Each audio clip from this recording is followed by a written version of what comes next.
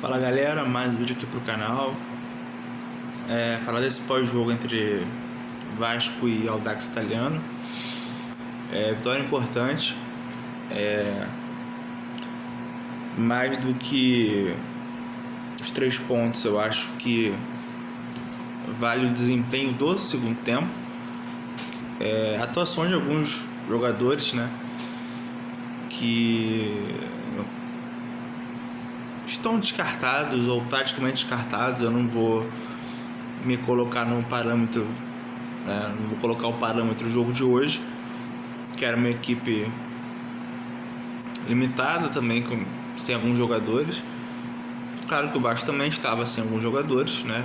Jogadores grandes, jogadores de time titular, e alguns jogadores do sub-20 também, compondo o elenco. Então dá para você ter aí uma noção do desempenho / adversário, e tirar suas conclusões. O que eu acho é o seguinte: tem jogador no Vasco que tá, para mim, nessa janela já pode negociar, porque já deu o que tinha que dar.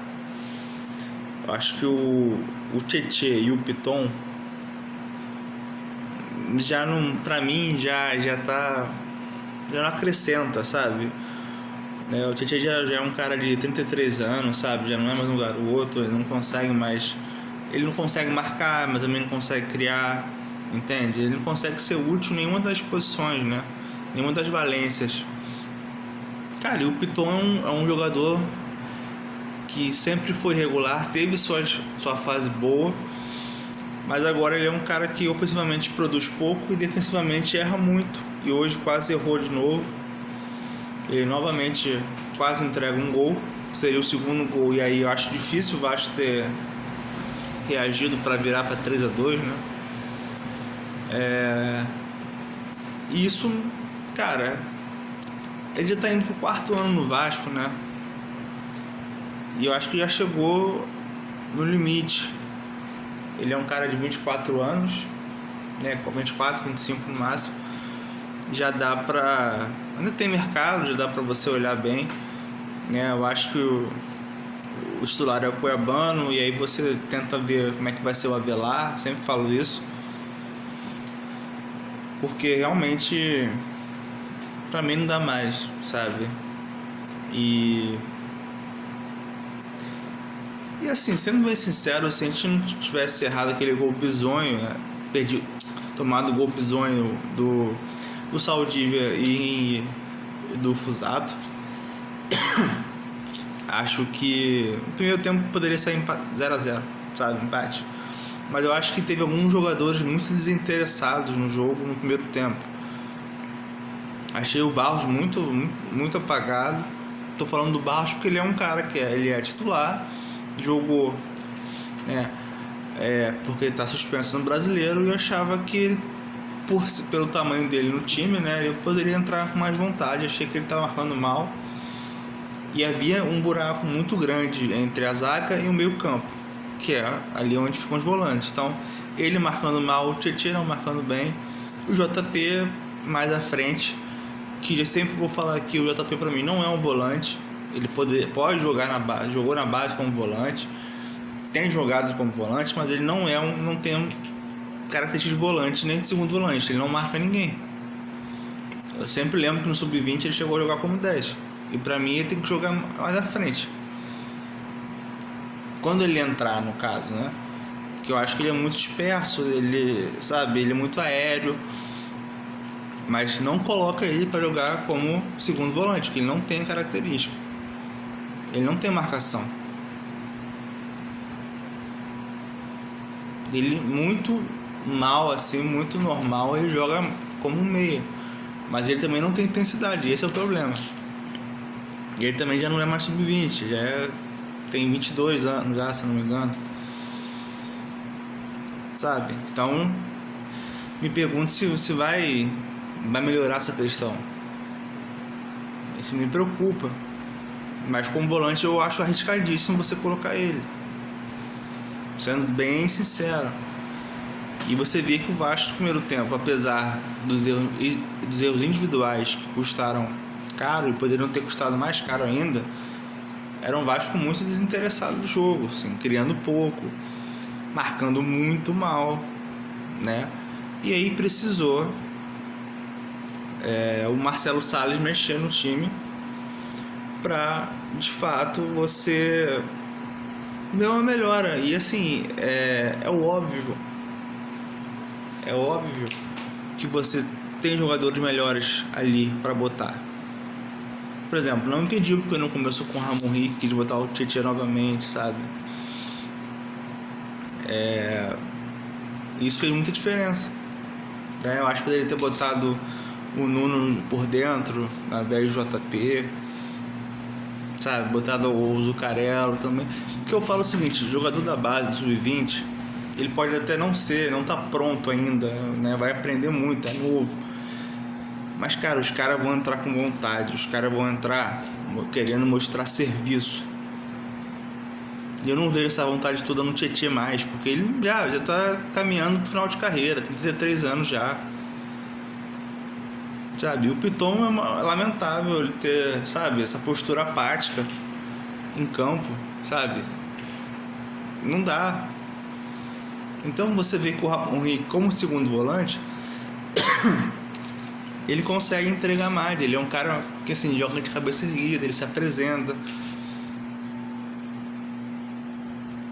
Assim, é difícil você ver o Tietchan desarmar, é difícil você ver o Tietchan conseguindo virar pra frente, porque ele é muito franzino, qualquer disputa ele cai, ele não consegue ficar em pé, ele não marca ninguém. Vocês viram um desarme do Tietchan? Qual foi o desarme? Você sabe? Você vê o Tietchan assim, combater ali nessa função? Que o Vasco, antes mesmo do pênalti e da expulsão, o Vasco tinha voltado melhor com as alterações. E assim, confesso como eu, várias pessoas acharam um absurdo o Matheus França entrar. E ele entrou bem, melhores do time aí no segundo tempo. Mas só dele entrar bem, né? Ele jogou mais pelo lado do Nuno por dentro, e entra o Ramon Rick também, né? Só essas duas alterações já melhoraram o time.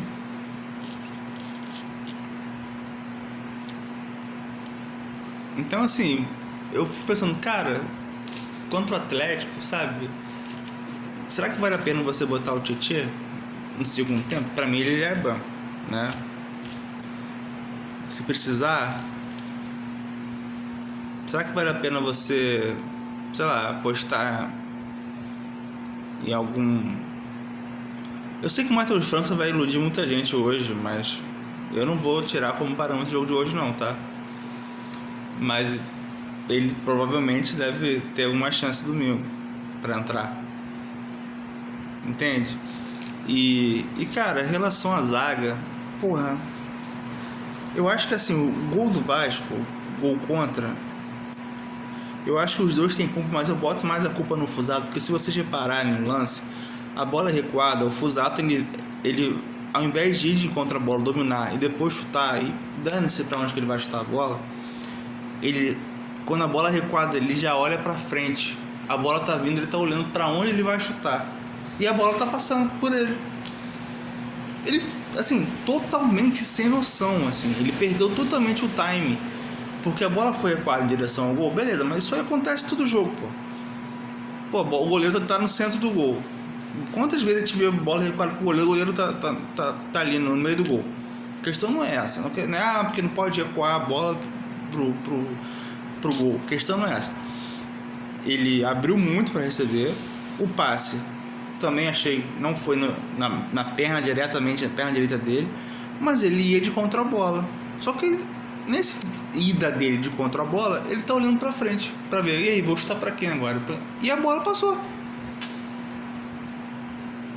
Reparem só o tempo que ele perde quando ele olha para frente. E é capaz, assim, se ele salvasse aquela bola com a mão, eu não sei qual era o critério de arbitragem, Uns falam que é cartão amarelo, tira o livro direto, mas eu, se bobear, poderia até expulsar. Eu não duvido nada da Conmebol, nada. Do critério deles. Né? Até a expulsão deles eu não sei se era para vermelho mesmo, porque trocou o gol pelo pênalti. Enfim, mas como o JP foi expulso injustamente no jogo de ida, né? Dane-se.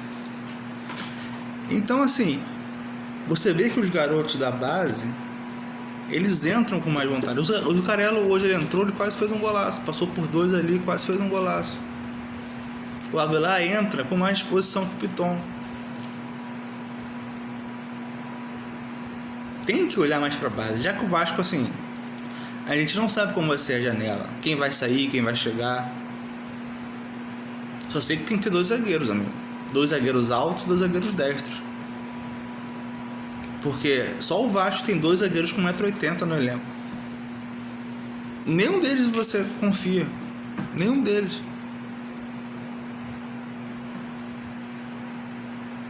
E é preocupante, porque daqui a pouco, eu acho que o Renato não vai fazer isso, mas assim, já estão falando de Hugo Moura novamente na zaga improvisada. Pra ver, porque os que estão ali é complicado. Porque o Saldívia, ele começou a se titular porque o Cuesta estava errando pra cacete. E segue errando pra cacete, né? Errou, fez um pênalti contra o Dax, errou no gol do Flamengo. E o Saldívia, ele sempre tem que dar um toquezinho a mais, ele acha que ele é muito técnico. Né? Ele fez uma falta imbecil no último lance do jogo, que poderia ter custado um empate se o cara acertasse o pé ali, aquela falta, totalmente atrapalhado. Então assim, a gente não tem uma zaga segura. O Lucas Freitas, com todas as ruindades e as limitações, ele consegue fazer mais o feijão com arroz que o Saldívia e até o próprio Cuesta. O Vasco ter o Robert Renan como o melhor zagueiro, que também tem falhado em alguns momentos, assim, não é parâmetro, entendeu? A gente não tem problema. Esse aí tá jogando pra caralho, joga sozinho. Sabe? Tipo o Dedé de 2011, que jogava sozinho. Porque aí entrava Renato Silva, entrava Douglas, né, o zagueiro, entrava Rodolfo, entrava Vitor Ramos e nenhum jogava do nível dele. O Vasco hoje não tem um cara assim, esse tá jogando pra cacete na zaga, não tem. Então, cara, eu acho que tem que trazer 2 zagueiros. Já falei que tem que trazer um camisa 5, né? Um 5 mais cascudo. Porque eu acho que assim, a gente tem assim, o Barro joga como 5, mas pode jogar como 8 às vezes. Né? Não acho que, sabe? Mas como 5 a gente tem o Barros e o Hugo Moura, só. Quando fala, não, tem que trazer mais um zagueiro, não, tem que trazer 2. Eu já falei aqui, o Robert Renan tem no máximo um contrato a acabar no meio do ano, tem 3 meses só para usar ele. O Vasco não vai pagar 8 milhões de euros pelo Robert Renan. É maluquice você pagar isso pelo Robert Renan, mesmo se ele é parcelado. É muita grana, chega a 49 milhões, quase 50. Não sei quanto euro tá agora, 6,2, 6,1, dá 48 milhões, por aí. É muito dinheiro, cara. Então, assim, a prioridade vai ser zagueiro, novamente. Hoje, o Matheus França fez uma boa partida. Fez gol, né, deu passes interessantes, deu uns chutes bons fora da área. Né, uma jogadaça do Paulo Henrique também.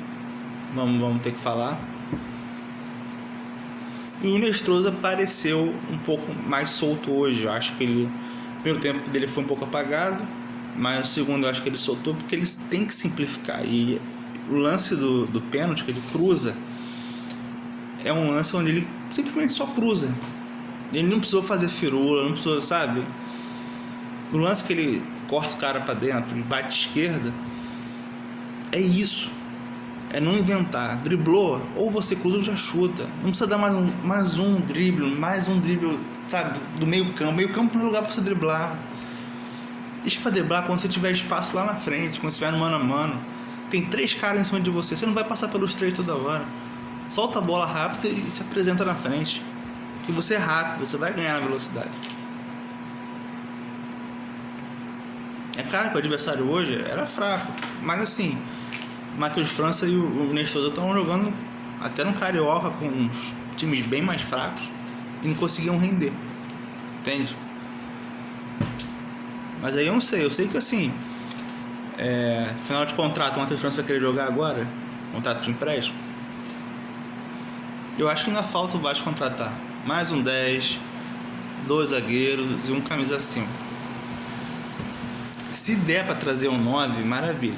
Só que assim, pro Vasco contratar, acho que o Vasco também tem que se livrar de alguns jogadores. Já falei aqui. Se tiver proposta pelo Tietchan e pelo Piton, 15 milhões, 20 milhões, cara, você negocia. Porque você não vai arrumar mais que isso também. E além de você usar esse dinheiro para contratar, você vai aliviar também a folha salarial, porque eles não são jogadores baratos também. Então é pra, sabe, negociar isso aí. Porque assim, se a gente tá trazendo jogador por empréstimo, né?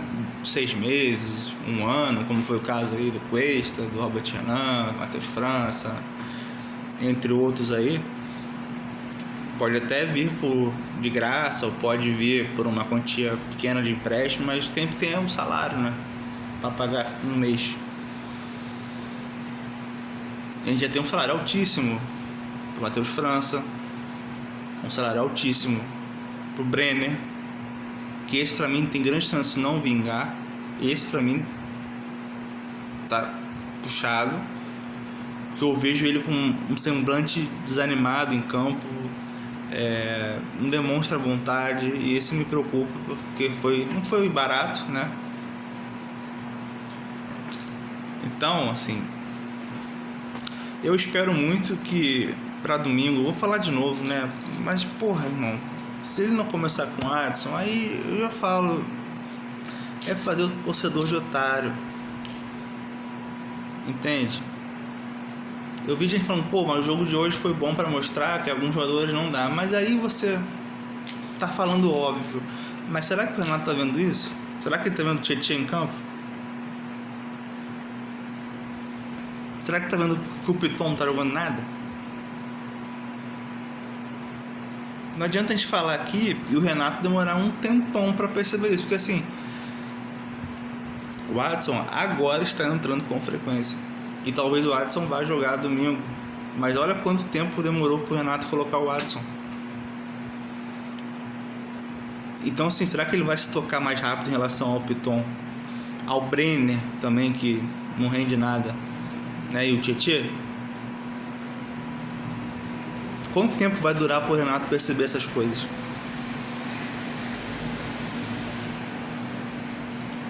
Entende? Eu acho que o Spinelli, apesar de tudo, né, ele é um cara que incomoda, ele é um cara que tem presença de área que o David não tem. Mas ele prefere o David. Vai entender?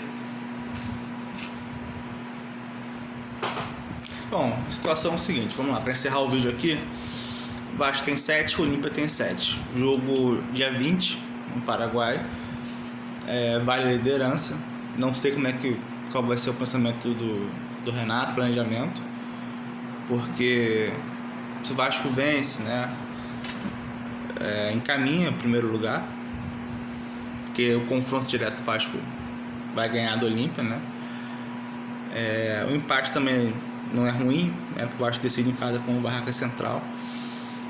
Mas, cara, eu acho que contra o Olímpia no Paraguai, eu acho que não é jogo você poupar tanto jogador não, tá? E sempre falo que aqui não é uma competição para você menosprezar tanto, porque, repito, a Copa do Brasil pode ser cruel já nas oitavas, dependendo do sorteio, né? E você cair numa repescagem, né? Contra um playoff, contra alguém da Libertadores, você pode pegar um time forte. Então acho que vale a pena dar atenção. E aí, se você passar em primeiro na Sul-Americana, se você passar para as oitavas da Copa do Brasil, né? Aí você vê no sorteio o que vai valer mais. Se vai valer mais você jogar a Sul-Americana ou a Copa do Brasil. Priorizar uma das duas. Pessoal, um grande abraço aí. Domingo estamos de volta.